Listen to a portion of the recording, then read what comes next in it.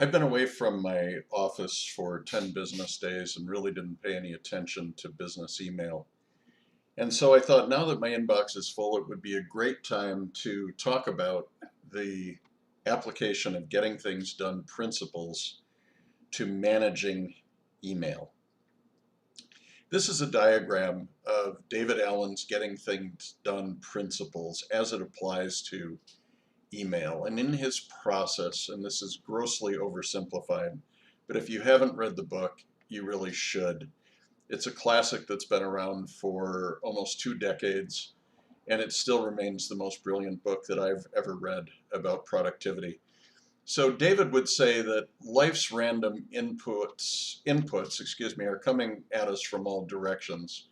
Emails, ideas, phone calls, texts, other ideas, letters, all kinds of different things. And at some point during the day, we have to go to our collection basket, which is our, more often than not, our inbox, and have a process for going through and finding out what it is and if it's actionable or not. And if it is actionable, should we do it, delegate it, or defer it? If it's not actionable, then should we delete it, let it incubate, or save it as someday maybe information for later on? And let me show you how I apply this to the email process. And just a couple of quick rules. So basically, whenever we come across an email, we have 5 different options. 6 actually. One is to do nothing, just go on to the next email if it's not actionable and if I shouldn't save it. I can always just archive it. So if it is actionable, I should do it if I can do it in 2 minutes or less. If I can't do it in 2 minutes or less, I should do it as a next action. If I'm not the person to do it, I should delegate it. If I can't do it today, then I should defer it until a day that I can. And then I also have the option of just saving it as what I call someday maybe information, which means to archive it. So let's talk about how we do that in our system where we're using Office, or what will now be called Microsoft 365. So a couple of different things. Use the web version of Outlook for reading and responding, and the local version or the software application for sending, and there's a reason for that. The second thing is to use the focused inbox feature to separate just in time from just in case emails. So just in time are the messages from my boss or from my customers that need an immediate response. Just in case means I can check that folder once a day. It might be full of newsletters or other things along those lines. As a plus, learn to use the keyboard shortcuts feature to quickly move between messages, and use the email application for emailing, but use Microsoft To Do for managing the tasks that come out of there. So what does that look like? Well, first of all, we're going to go to, this is the web version of Microsoft Outlook. And a lot of people don't realize that you can actually set up Outlook as a web app. And so I'm using Internet Explorer, Microsoft Edge here, which to no one's surprise is probably the best application for using Microsoft applications on the web. And I go to Outlook PWA, and that changes Outlook to a new window. So right now I have 113 messages in my inbox, which never happens because I practice inbox 0. But a couple of things that we can do right away. Notice I have 2 folders. One is called Focused, one is called Other. Focused and Other.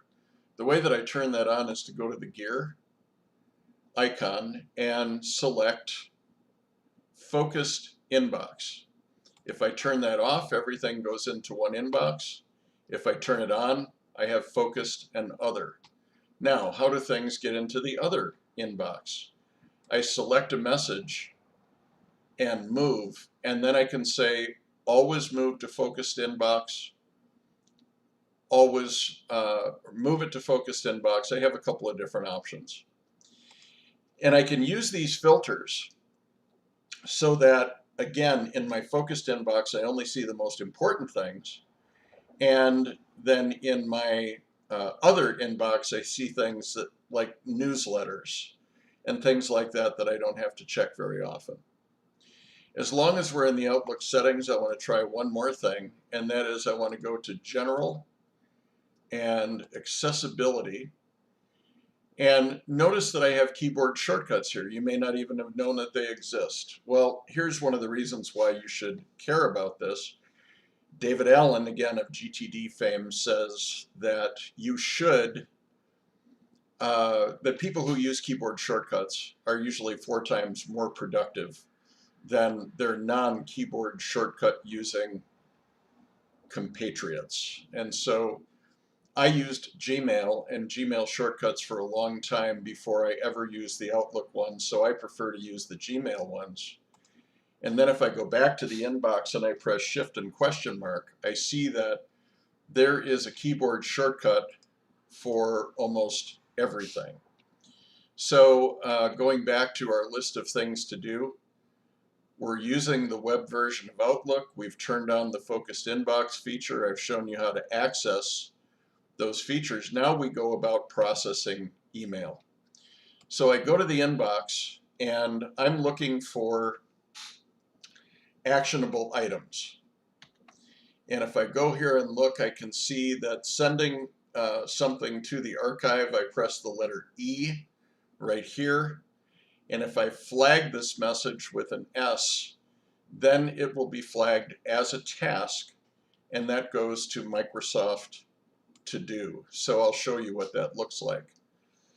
So now that I have all these things set up, I am simply looking at emails, and now I'm in my other inbox. And so I look at this. Can I do this in 2 seconds or less? Is there anything I should do with this? No, right now I don't want to do anything. So I'm pressing E, and that goes to the archive. Do I do anything with this document? E, this goes to the archive. Then, as I look at this, can I look at this in 2 minutes or less?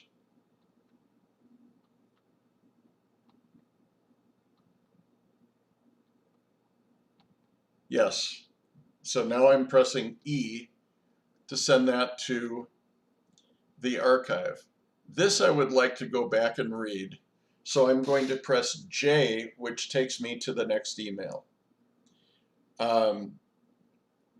Is there anything actionable here? No. Anything actionable here? Well, I'm going to go back and take a look at these emails from Apollo later. So I'm pressing J to go on to the next message. J to go on to the next message. Again, here's another newsletter. So I'm going to scroll through that very quickly. Any actionable items? No. No. No.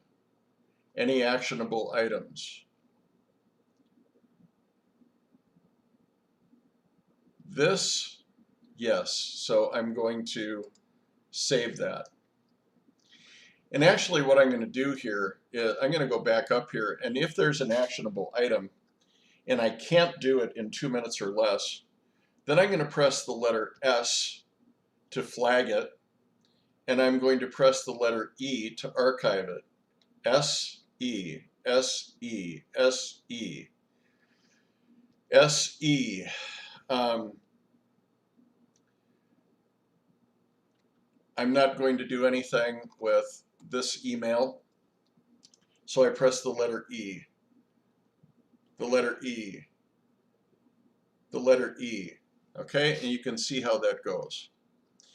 I have a couple of other options here that are also very interesting. If you've never been in the web version, you've probably never noticed the icon up here that says My Day. And what this allows you to do is to either add things to see or to add things to your calendar or to see or add things for the to-do. And so if I'm looking through here and I see that I want to read this newsletter, I can drag it over and I can turn it into a task. Any email can become a task. And even further, I can highlight anything and notice the little option that comes up here. I can create a task from highlighted text. Nope, I can't do that. So I'll create that task. And so if the purpose of email is primarily to communicate actionable items or just in case information, clearly there are aspects of Outlook that we haven't been using in order to be effective, and that if we use those things, we're going to get much better at handling email and much better at completing tasks. Here's the software version. You can see here there is a cloud-based version of Microsoft To Do, and you can go back and forth. Anything that I have flagged as an email, you saw that I dragged this over to the tasks. Here's the task, and notice that it also maintains a link to the original email, so that when you convert an email to a task, it also remembers the email to which it was attached.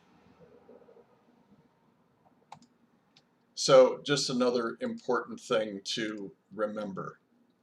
So I've given you more than a couple of ideas as to how we can more effectively manage emails and using tasks.